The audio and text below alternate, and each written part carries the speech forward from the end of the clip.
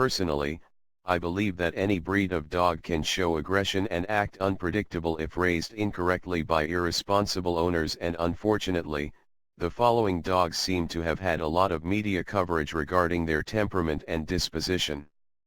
In 2015, more canine attacks on humans were reported from Jack Russells than from other breeds often seen as more aggressive, including Pit Bull and Staffordshire Bull Terrier type dogs. Pit Bull Terrier breeds. This is an umbrella term which covers many breeds of dogs, including the American Pit Bull Terrier, the American Staffordshire Terrier, crosses between the two breeds, and the American Bully.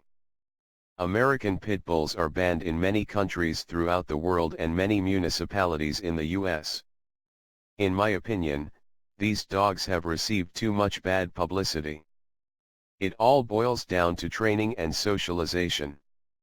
Sadly, in the US, these dogs often face a certain death sentence if caught by animal control officials in many municipalities because they are considered to be a dangerous dog breed.